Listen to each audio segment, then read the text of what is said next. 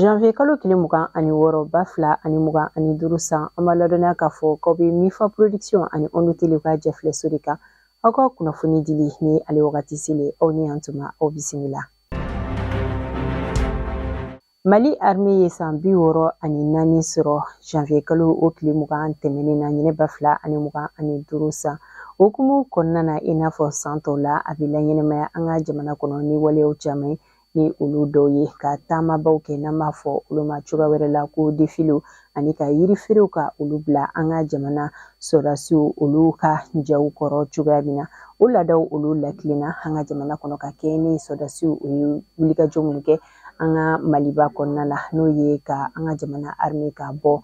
armée française o ka bolo kan ni ka armée kura sigi yaasa ka se ka yɛrɛma hɔrɔnya ka o sɔrɔ cogoya min na o hukumu kɔnɔ min ye an ka Mali furancɛ la fanga ɲɛmaa général d'armée Assimi Goïta a ye nin laada ninnu ka o lakili ani fana an ka finitigilaka minnu bɛ yen nɔ ni o ye sɔrɔdasiw ye minnu joginna fasoko o dafɛ a taara ka taa olu lajɛ ni ka dɔwdon kɛ u ye ani ka dɛmɛ caman ta ka ɲɛsin u ma ka médaille di u ma ka sababuya kɛ u ye baara minnu kɛ faso ye ani ka fara u kan tuguni a ye bonya caman ta ni ka ɲɛsin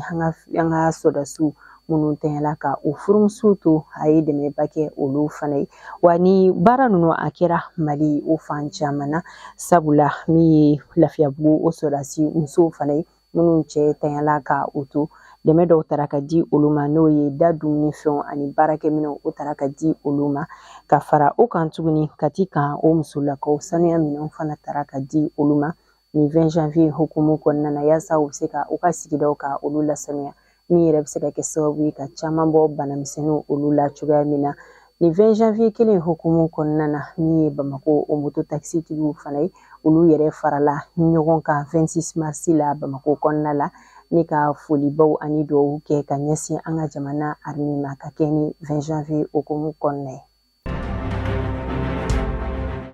Walasa dɔ bɛ se ka bɔ dugukoloko mankan na an ka jamana kɔnɔ ani ka sɔngɔw fana nɔgɔya mɔgɔw ma yaasa caman bɛ se k'a sɔrɔ cogoya min na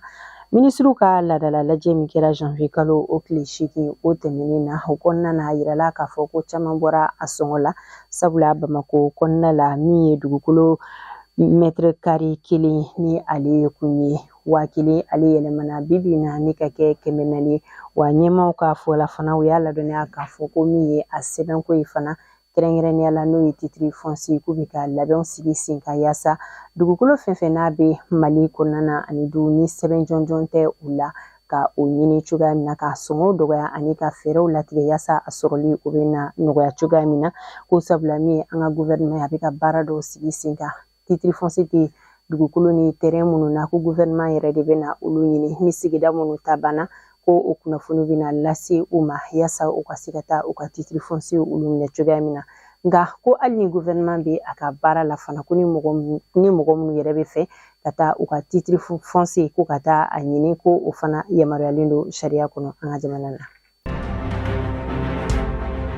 Kulukoro mara kɔnɔna na Yelekebugu ale conseil communal o cira an ka jamana ɲɛmaw fɛ ka a sababuya kɛ sariya sɔsɔ walew olu caman ye ni o cɛla o dɔw bɛ tali kɛ ko o tɛgɛ sera jamana ka dugukolo o ma hukumu kɔnɔna na ni yɔrɔ kofɔlen a cira ni laseli ninnu kɛra minisiriw ka laadala lajɛ min bɛ kɛ arabadon fɛ ni o kɛra janvier kalo 22 o ta tɛmɛnen na min yɛrɛ bɔra an ka jamana jafilɛso o kan ni o ye ORTM 1 ye.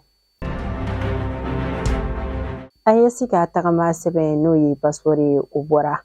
nka a bɛna bila sen kan ni kalo in tile 29 o natala yɛlɛma caman olu donna a la ni o yɛlɛmaw cɛla min ye CEDEAO ye o tɔgɔ bɔra a kan ka kɛ AES wa AES tɔgɔ o fana duguma jamana jɔnjɔn min ta don AES jamanaw olu cɛla i n'a fɔ Mali ni Niger ni Burkina Faso jamana kelen min ta don o tɔgɔ de bɛ sɛbɛn AES ale duguma min ye a passeport kɔ kan n'a ye AES ka tamasiyɛn o de bɛ a kan n'an b'a fɔ o ma ko logo nka yɛlɛma ma don fɛn minnu na u ye mɔgɔ minnu bɛ yen nɔ ni u bɛ fɛ ka u ka passeport ɲini sɛbɛn minnu kan ka don a da fɛ ani sɔngɔ min kan ka don a la yɛlɛma ma don o la wa a yirala k'a fɔ fana ko CEDEAO ka passeport bɛ mɔgɔ fɛn fɛn bolo ni o wagati ma tɛmɛ ko o bɛ se ka to ni o ye ka baara kɛ ni a ye fo ka taa se a ban tuma ma nka ko tɛ a bali fana hali ni mɔgɔ min fana ka passeport dati ko ni o ma tɛmɛ ni u bɛ fɛ ka a yɛlɛma ka AES de ka passeport ta kabini sisan ko o fana yamaruyalen don an ka jamana kɔnɔ.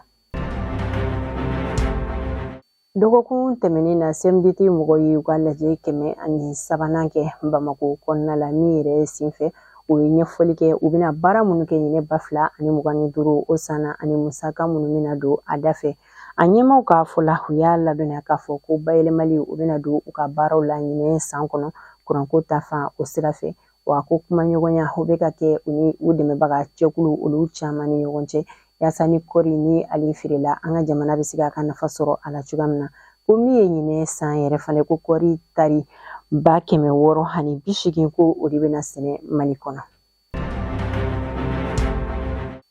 K'a daminɛ nin kalo in tile 27 ka taa se février kalo o tile 2 nata ma min festival Okobanya ye ale tako tana olu baaraw kan ka daminɛ Mali kɔnɔna la ɲinɛ dakun bɛ fɛn min kan o de ye kumaɲɔgɔnya siyaw olu ni ɲɔgɔn cɛ cogoya min na wa ɲinɛ bonya talen don ka di an ka jamana miyankaw olu de ma a kɛnɛ yɛrɛ kan jamana caman mɔgɔw ni o ye o bolola baarakɛlaw ye olu kan ka ye a kɛnɛ kan ni o jamanaw cɛla Niger ni Burkina Faso ani jamana wɛrɛ olu bɛ o la.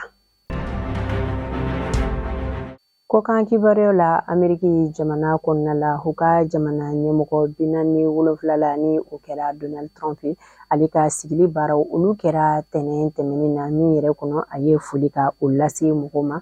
An kili jiginna fana Donald Trump ka laseli kɔnɔna na a y'a ladɔnniya k'a fɔ ko waliya dɔw bɛ yen nɔ o tɛna yamaruya u ka jamana kɔnɔna la ni o cɛla o dɔw bɛ tali kɛ cɛ ni cɛ walima muso ni muso olu ka kɛ ɲɔgɔn fɛ walima ka furu ɲɔgɔn ma ko a tɛna o waliya ninnu ko ka o yamaruya u ka jamana kɔnɔ ko ni mɔgɔ min sɔrɔla o la ko ɲangini bɛ ta ka i sɛgɛrɛ.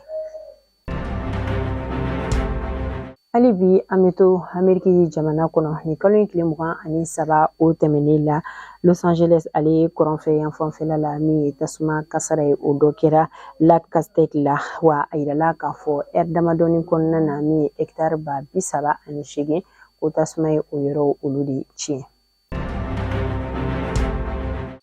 Nin de bɛ dansigi bi kunnafoniw na aw ni ci aw ka kulomajɔ la an bɛ foli ka o lase an ka dibila baarakɛbagaw olu yɛrɛ ma Ala ka bɛn ni basigi sabati Mali kɔnɔ ani diɲɛ fantanw bɛɛ lajɛlen la a k'an bɛn o la waati wɛrɛ ni Ala ka jɛ ye.